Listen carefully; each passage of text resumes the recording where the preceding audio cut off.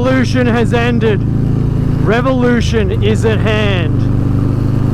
The bike that gave 1,000 riders their first taste of the sound and fury of Harley Davidson has seemingly cracked its last throttle.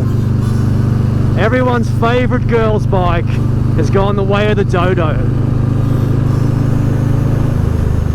But before you shed those crocodile tears, before you pull your hair out in grief as they lower the Evo into its grave for the last time, let's take a look at the Phoenix rising from the ashes.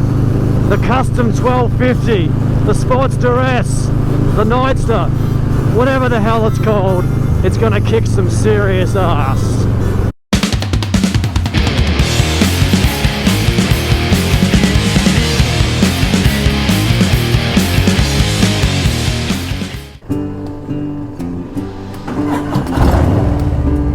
The Sportster, such an iconic bike, such a cool bike.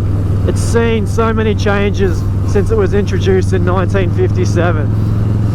It's that bike that most of us fell in love with when we first started looking at Harleys. You know, it's the basis of so many cool builds, choppers, bobbers, rats, just cool fucking, such a versatile and adaptable platform for people to just go to town on.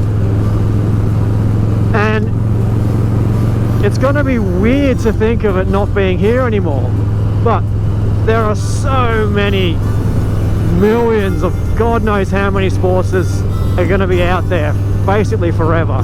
So it's not really going anywhere. There's just going to be no new ones. But the way of the world, the Evo cannot keep up with regulations and it's going to be put in the trash can, basically.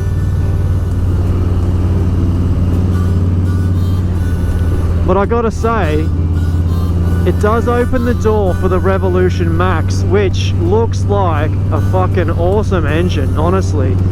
And the 1250 Revolution Max, it's had its chance to prove itself a little bit now in the Pan America. And you can see the reviews that are coming in. People are pretty stoked on this bike and on this engine.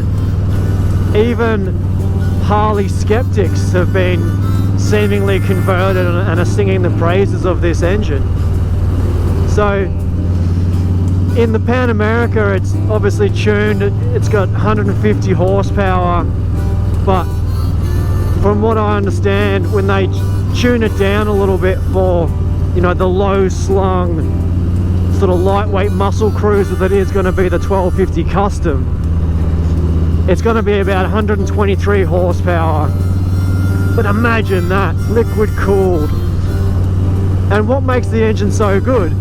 Well, it's a 60-degree V-twin.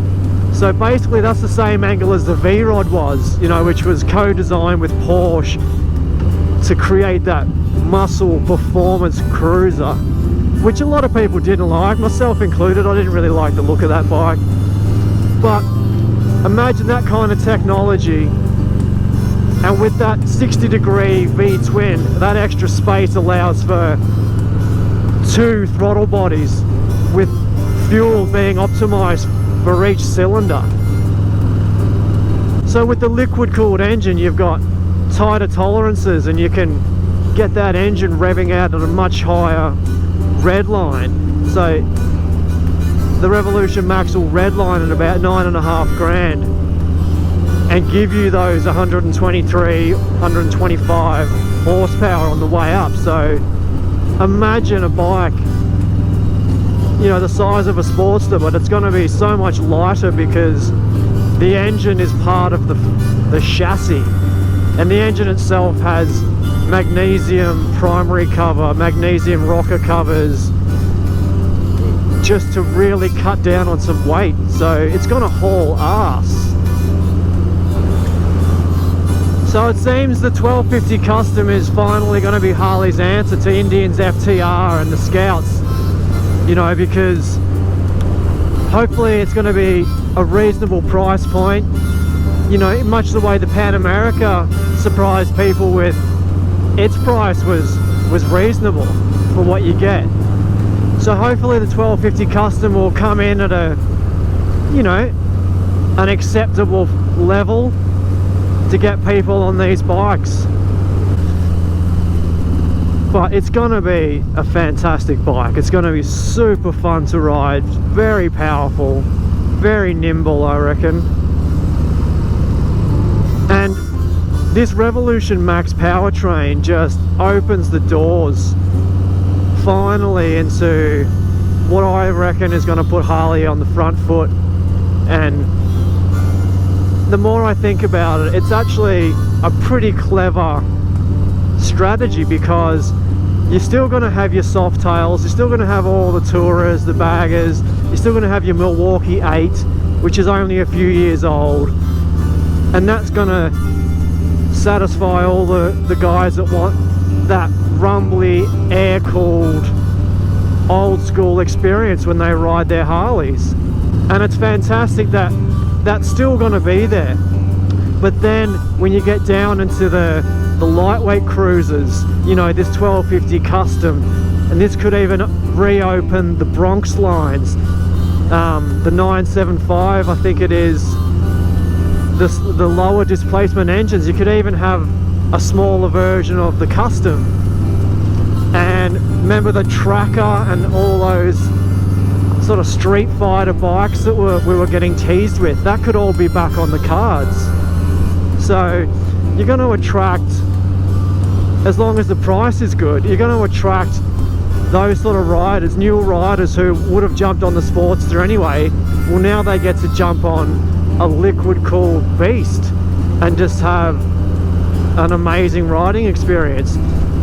And the guys who want spend a bit more and get that old school Harley experience, they can still have their Milwaukee 8s. So it kind of, the way I see it, it covers some good ground, and I think it's going to put Harley into another era of satisfying older customers and newer customers too.